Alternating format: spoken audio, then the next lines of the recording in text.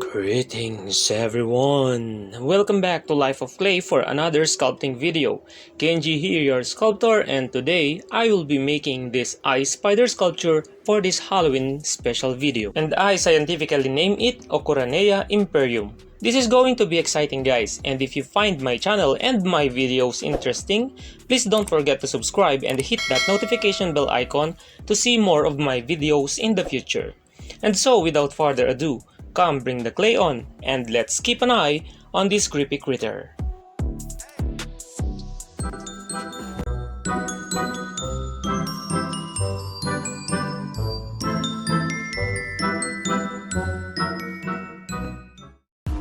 First, I draw a quick sketch based on what I visualize in my head. But I also tried to look for an ice spider sculpture on Google for inspiration but found none. Instead, what I found is the Euclid SCP-525, and technically it is a computer-generated oddly looking creature. And so I came up with an idea to create my own version of the ice spider since creepy crawlers are my forte. Then let's build its armature using this 1mm stainless steel wire, bending its tip into a fish eye hook. Then I apply 2 parts epoxy on it, cover it with tin foil, and bulk it up into a teardrop shape. And we can now begin sculpting it by rolling out a thin sheet of clay, then cover and shape it out.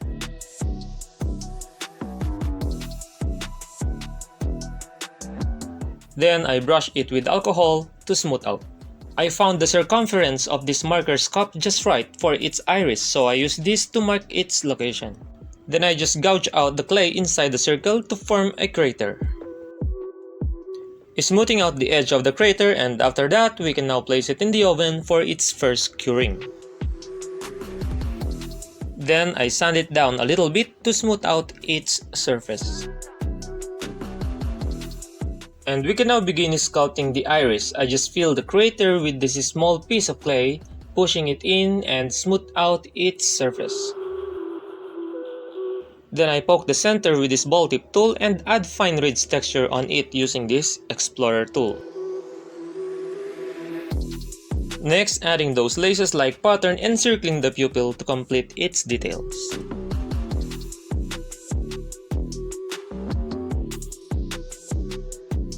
Then I proceed sculpting its eyelid and the skin around it, applying liquid polymer clay for a better adhesion.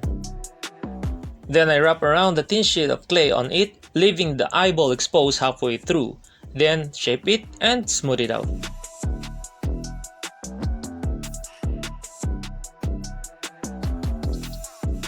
Moving on, we can now sculpt its ventral details. I roll out this snake of clay and cut it into short pieces, and these are going to be its Cosclay.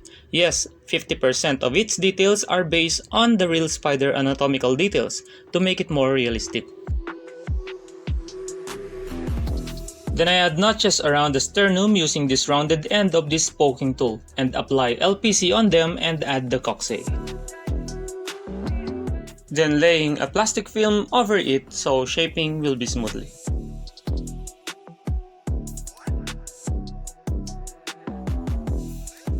Same goes to the eyelid, whereas I add folded skin texture on it. Then I also add texture on the skin surface to break down its smoothness, including large pores and deep infected wounds to add gruesomeness to it.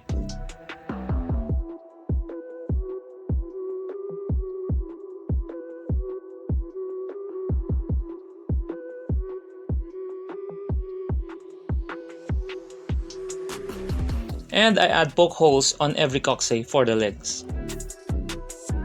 Then jumping on sculpting its calicerae and add fangs on them using these pre-baked conical spines made out of Sculpey-Premo. And after that, we can now do the second baking. Let us now proceed in sculpting its tail. I first wrap around cotton twine on it to add tooth to the wire. Then I saturate the twine with resin and set it aside to cure. And once cured, I cover it with this strip of clay, closing the seam and blending it in. Trim off the excess clay and shape it out into slender tail. Then I also add the same texture as with the previous skin section.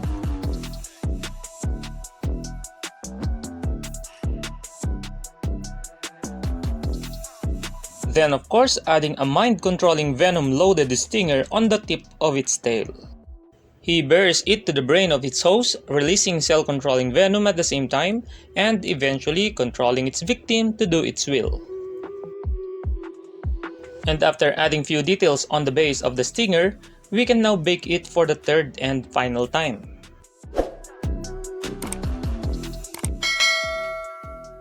Moving on, let us now make its legs and pedipalps. But I first drill those poke holes on its Cosclay so I can insert, test, and get the length of the wires for each pair of legs and pedipalps. And the wire that I'm going to use is a 1mm stainless steel wire, which I then bend and cut accordingly.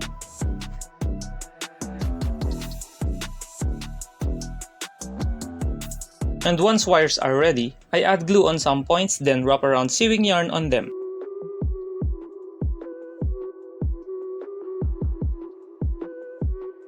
And I also brush them with clear resin to secure the yarn and set them aside to cure. And after that, we can now cover them with a very thin and narrow strips of clay, close the seam, and shape them out as slender as possible. Then adding segments on them and adding fangs on the tip of the pedipalps as well.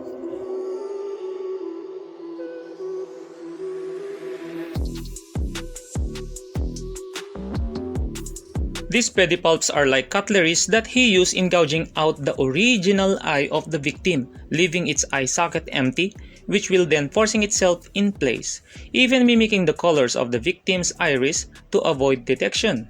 Almost same as the SCP-525, but I added twists into mine. Interesting, right guys? And after that, we can now place them in the oven to cure. Then after baking, I sand them down a little bit to smooth out all their flaws. It is now ready for painting, but first I'm gonna prime it with gray gesso.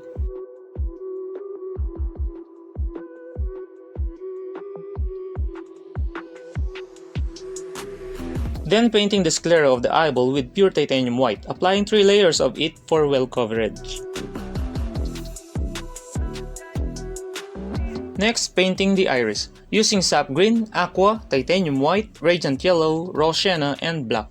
I chose green colored iris because according to Google, it is the most attractive color of iris, hoping this eye spider sculpture will attract something mysterious, perhaps. And after that, painting the skin areas including the legs with flesh tone paint that I pre-mix in advance.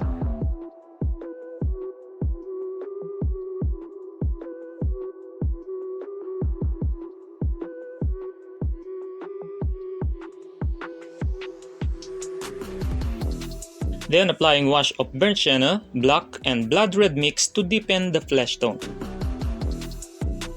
Then using tissue paper to wipe away the excess paint on the surface, leaving little amount of paint in the sunken areas. And this technique accentuates the texture of the entire surface of the skin even more.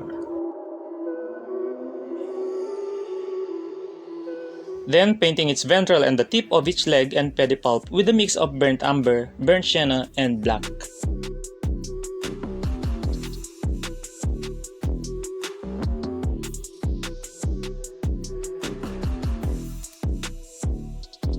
Now let's add blood red paint on its wounds.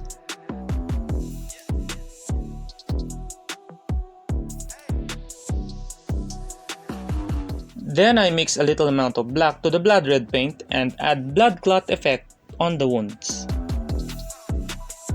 And using this detail brush that I trimmed to a more pointy shape, let's add those spider veins around the base of the sclera using thinned down blood red paint. This part requires a super steady hand.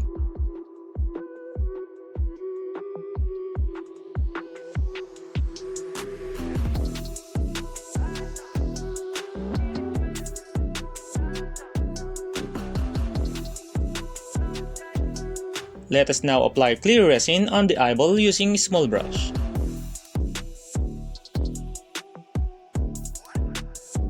Then I made this resin cabochon of gum and placed it on top of the iris, and this will be its cornea. And as you can see, the cabochon is quite foggy at the moment, but take a look at the sorcery of resin as it touches its surface. Tada! It is clear as crystal now. Cool, right? And I just keep working on it till those tiny air bubbles underneath expel out. Then I set it aside to cure. We can now assemble it, and I use 2 parts clear resin as adhesive, and it will also fill the gap at the same time. Then insert all the legs and pedipalps in their respective slots, positioning them before the resin cures. And we can now seal it with semi-gloss water-based varnish.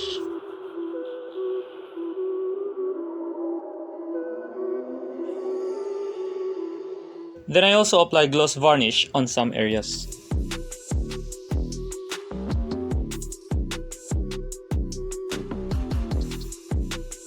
And I also made these blood spatters and droplets of gum using alcohol ink tinted UV resin to add more horrifying effect. And there we go! Our ice spider clay sculpture is finally done. Hope you liked and enjoyed this Halloween treat I made for you guys. And if you did, please give this video a thumbs up. And if you have any thoughts about this piece, just drop them in the comment section down below, and also feel free to share this video to all our dear friends out there. And again, please don't forget to subscribe and turn on the notification bell icon to see more of my sculpting videos in the future. Thank you again for watching. See you again next time. Have a creepy Halloween, everyone. Bye!